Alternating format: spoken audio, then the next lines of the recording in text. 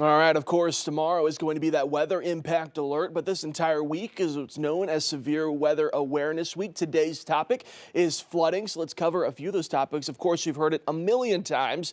Turn around, don't drown. That's for the cases that you come across a flooded roadway. Better just to turn around rather than to drive through it and risk stalling out that engine. It's a misconception that with all the damage that we do see with strong winds, tornadoes this time of year, but actually there's more fatalities that are related to the flooding concern, flooding risk, that's according to the National Weather Service, than those tornadoes as well. And usually we get that flooding from slow-moving thunderstorms, but also terrain plays a huge role in this, especially here locally.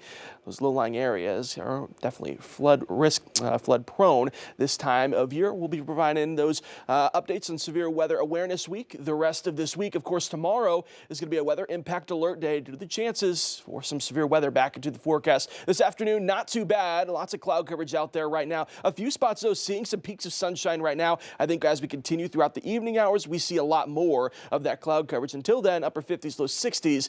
Not too bad out there. Again, it's been windy so far today. It's going to get even worse by the time we get to the overnight hours. This is a look at 2 a.m. going into our Tuesday morning. We could see those wind gusts anywhere between 30 up to 40 plus miles per hour. These can cause some issues in their own. We're talking about the chances of maybe a few power outages, but also we've got that increased fire danger for today as well. And that's that wind before the thunderstorms comes in. Of course, that line of thunderstorms would bring in the way of its own threat of some damaging winds. Today's daytime highs reaching up into those 60s, hitting those right about now. But again, tomorrow morning's commute is going to be the big issue with those thunderstorms. Really, we're generally thinking that timeline is between 6 a.m. and 11 a.m. of when we could have those thunderstorms across our area. It's the difference between strong thunderstorms crossing over to severe, though. The main concern is going to be the chances for some damaging winds, but also the chances of seeing some of that hail mixing in there as well. We take it to Futurecast. Again, by the time we get to 7 a.m. tomorrow, across that leading edge is where those strongest winds are going to be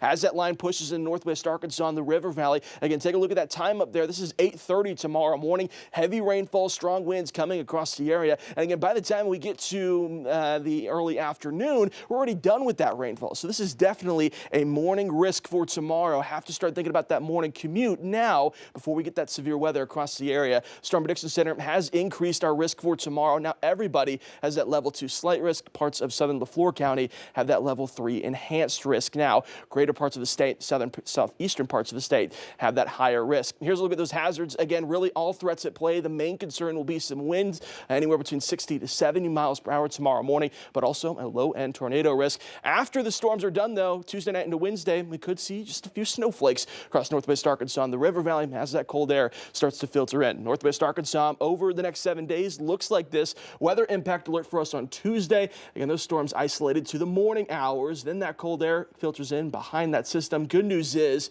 by the end of the week, start to calm down and warm back up. Just got to get through tomorrow morning. Yeah, I was not expecting to hear you say that we might see some snowflakes because we've been so warm, but it doesn't sound like we're going to stay too cold for too long. No, I think really it's going to be impactful thunderstorms for tomorrow morning, and then that cold air coming in behind it, that's what's going to cause the chances for a few snowflakes. Shouldn't be much, though. A little bit of everything. All right.